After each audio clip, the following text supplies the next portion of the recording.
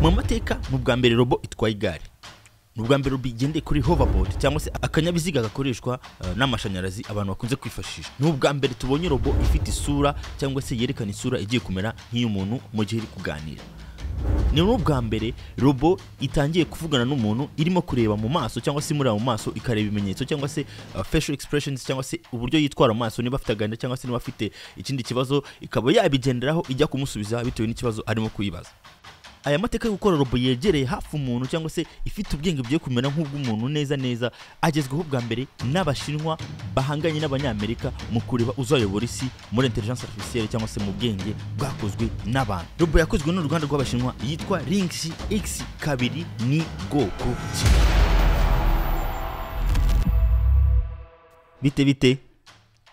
bite haragakuru gasekeje se waba ushaka kunsangiza muri bande. Nitwa Lingxi X2. Irobo y'inshuti yawe izi ubwenge cyangwa smart. Uturuka he?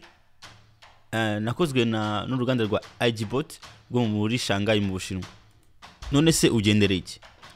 Intego yanjye no gukemura ibibazo by'abantu ndetse no kurushaho gufasha abantu kuryoherwa n'ubuzima. Uyu mugabo uganira na Lingxi yitwa Peng Ziwi, niwe nyiri uruganda rwakoze irobo rwa AGIBOT ruherereye i Shanghai mu Bushinwa. Uru ruganda rwakozwe mu kwa kabiri mwaka 2023 n'uyu mugabo rwo rugambiriye ngo gukora robo zifite ubwenge bwegereye ubw'abantu. Akubwira ko yakuze akunda cyangwa se yifuza kuzakora robo zimeze nk'abantu, ibi tubona bita humanoid cyangwa zigendera ku maguru. Mu mwaka 2024 bakoze robo yitwa UBWENGE. Ubu ngubu iyi ngiyi turi kubona yitwa Lingxi X2 imaze amezi 6 barimo kuyitunganya cyangwa se batangiye gukora kuri ubu bwoko bw'amarobo bwitwa Lingxi. Iyi ngiyi ni X2 kuko hari naho na X1.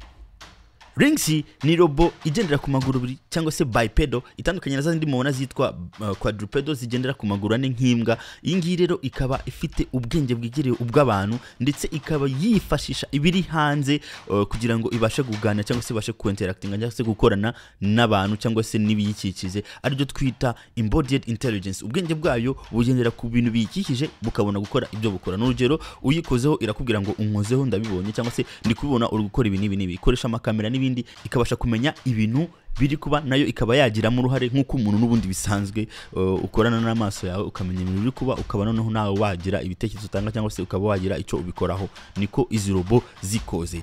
Izi robo z'uru ruganda zitorezwa mu nzu nini cyane iherereye hariya ku biro bikuru by'uru ruganda rwa AGIBOT i Shanghai mu Bushinwa. Uru ruganda rukaba rufite inzu nini cyane rwageneye gusa gutorezamo amarobo. Abakozi birirwamo batoza amarobo guhura n'ibikoresho bitandukanye, harimo ibikoresho birenga 3,000 nukuvuga ngo ibintu dukoresha mu buzima busanzwe, mu nganda, mu maresitora, mu biro byacu, mu rugo, ahantu hatandukanye no mu supermarché aho tujya guhahira. Harimo ibikoresho byose umuntu ashobora guhura nabyo, uvuga ngo niba ari intebe, niba ari igitanda, niba ari ameza, niba ari sahani, bari ikiko ubare 3,000. Nuvuga ngo bahora bazigisha gukoresha buri gikoresho cyangwa se kuba yamenya uko yitwara igeze imbere ya buri gikoresho. Ibyo ngibyo bikorwa n'abakozi ba ruriya ruganda buri munsi. Ibyo bikoresho rero birimo amavideo, ibyo nibyo bita DATASET. Niyo batoza amarobo nkuko nabivuze muri video ya mbere, utarebye genda uyirebe iri aho ngaho hejuru cyangwa se ugenda uyishaka ivuga ngo robo zizatwivugana. Nabivuzemo ukuntu robo zitozwa. Marobo mwibuke ko robo bazitoza bakoresheje ibyo bita reinforcement learning. Narabivuze muri video ya mbere, narabisobanuye muri video ya mbere,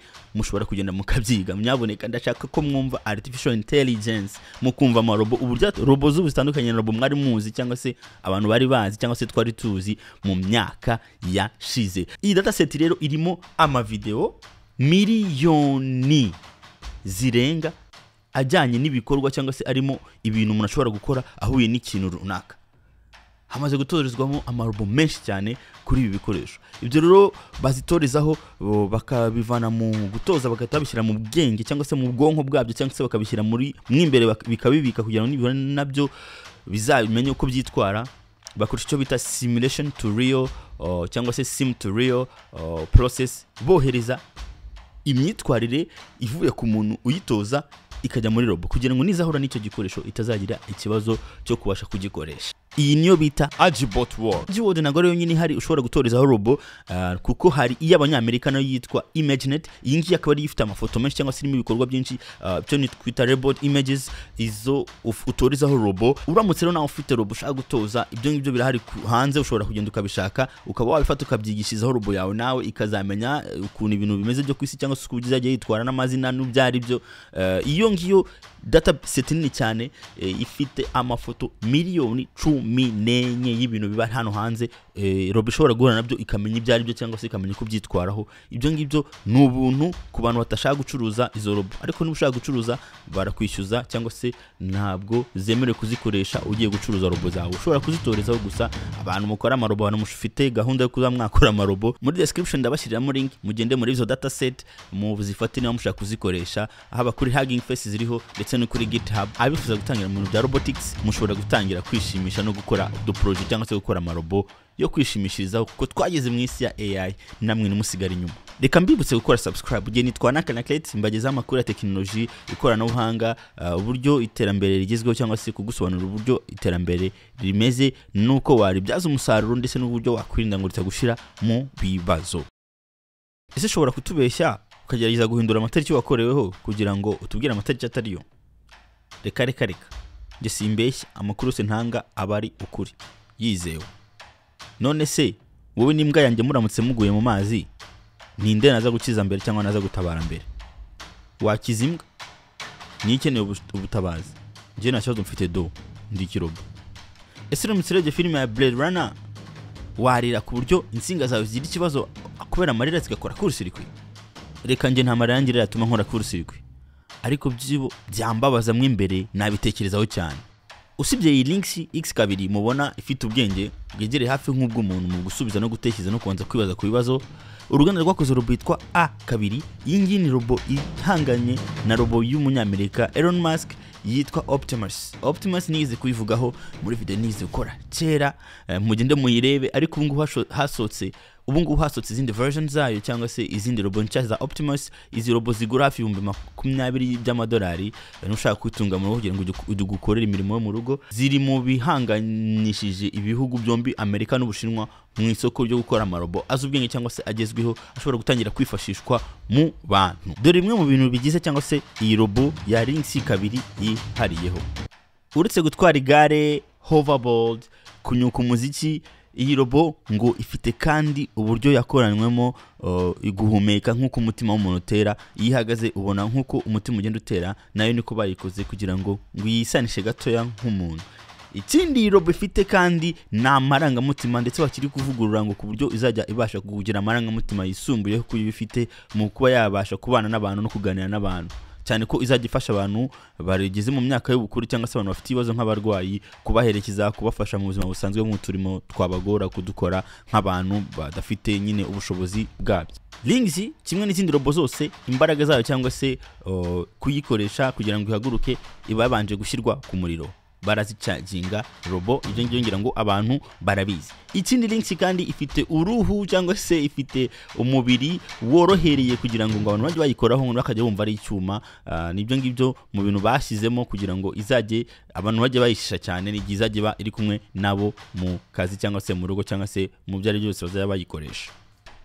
X2 ifite DOF cyangwa se Degree of Freedom ya 28. Ibyo bivuze iki? Nukuvuga ngo umuntu uko agenda hino ingingo n'ibindi bivuze ko ari degree of freedom. Ukuboko n'urugero, kambereze urugero ku kuboko, ukuboko kwawe aho gutereye ku rutugu hari ushobora kukuzunguza, icyo ni kimwe, ni rotation. Icya kabiri ushobora kukuzamuka kumanura, iyo ni kabiri. Icya gatatu ushobora kukujyana imbere n'inyuma, iyo ni gatatu. Ngo ukuboko guhereye ku rutugu ufite gatatu degree of freedom. Wajya mu nkokora ukagira rimwe gusa kubera ko ushobora kuguhina gusa, ushobora kugutwara iruhande, iyo ni ibikaba zibaye kane. Wajya mu kiganza ushobora kukizana hejuru no hasi, ibaye gatanu. Iburyo ibumoso gatandatu. Warangiza ushobora kukizunguza nacyo rotation, ibyo ni karindwi. Uko kugira karindwi. Ibi robo bikoreshwa mu nganda byinshi, biba bimeze nk'amaboko, bira bikora imodoka, bikora ibiki, biba bifite degree of freedom ya karindwi, izo bita industrial arms. nuvuga ngo rero umuntu cyangwa se tujye kuri Lingxi X2 niba ifite amaboko abiri ifite 7 ku ruhande rumwe na 7 ku rundi ruhande bibaye 14 ubwo nukujya ku muguru nawe ukabara ukajya ku mutwe ureba hejuru no hasi kuri robo ukanazunguruka ibintu rimwe na rimwe cyangwa se iburyo n'ibumoso ariko ntago ujya wihengeka kujya ibintu wihengetse nuvuga ngo uyibariye ibyo byose izo ngingo zayo zose wihereza 28 DOF. Ngo gutoza X2 ntago byigeze biborohera kubera ko nayo yageragaye karo rimwe na mwikiryamira hasi. Mwibuke ko izi robo bazitoreza muri application yakozwe na Nvidia niyo ikora ibintu byitwa GPUs zikoreshwa mu gukora intelligence artificielle. Iyi application yabo yitwa Isaac Gym niyo bakoresha bari gutoza izi robo kugira ngo bazitoze movement zose cyangwa se trajectories cyangwa se ahantu hose hashoboka ishobora kujya cyangwa ishobora kwerekera nk'umuntu uko murabigenza ibumoso iburyo guhindukira kuzamuka kumanuka gusutaba kugira ute byose ni muri iyi application cyangwa se muri app software yababikorera ya Isaac Gym. Mu bindi kandi kuganira na X2 hari amarineti ushobora kwambara amwe bambara bita VR cyangwa se virtual reality ashobora gukora ibintu bidahari ugahita ubona umutwe wayo wahindutse umutwe nk'umuntu hanyuma ukavugana nayo bisa nkaho uri kuvugana n'umuntu. Virtual reality rero ni technology cyangwa se ni ikoranabuhanga naryo rigezweho ku bantu bamwe mukunze kubona abantu bambaye amarineti bashobora kuba bari kubona ibintu bidahari bashobora kuba bari kubona abantu badahari bashobora kuba bari mu isi idahari. Ibyo ngibyo rero nabyo birakoreshwa kuri iyi robo mukaba mwaganira ariko ifite isura nk'iy'umuntu runaka. X yo muganira ikureba mu maso ikareba iburyo witwara mu maso cyangwa se emotions ziri mu maso yawe emotion hanyuma ikagusubiza bitewe nuko urimo kuyivugisha cyangwa se umeze niba babaye mu maso imenya ikibazo cyawe ko kirimo kubabara nayo ikagira emotion ikagusubiza bijyanye ntabwo ipfa gusubiza gusa amagambo nkuko bitubikora iyo turi kubaza chatbot cyangwa twandika kuri ChatGPT n'izindi tubaza ibibazo twandika gusa zitari kutureba. AGIBOT nagore yonyine ifite amarobo ateye ubwoba hari n'izindi nyinshi nka Unitry mwabonye robo yakoze ikora imigeri icanga imigeri nka J3 ubungubu rero Unitry iri gutoza H1 na G1 mu gukora movement cyangwa se mu gukora ibikorwa bimeze nk'iby'abantu neza nko movement nko kubyina n'ibindi bitandukanye ariko sizo nyine z'abazibyinnye mwabonye concert ejo robo zakoresheje.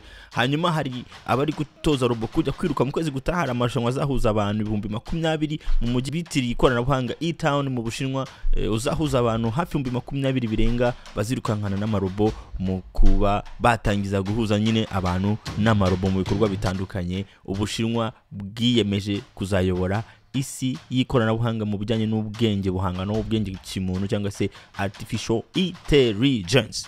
Mwakurikiye video rero mwayibonye se murabibona gute murabona izi robo koko zimeze nk'abantu ese murabona hari icyo biteye mujya muri comment mu tangi ibitekerezo mumbwira uko muyibonye hanyuma kandi mukande subscribe mukore share mubwire inshuti zanyu muzibwire aho tugeze mu ikoranabuhanga biye gusigara inyuma hanyuma mwabayikunze kandi like nimuyibureho guys mugire ibihe byiza Imana ikomeze kubarinda bye bye I love you so much.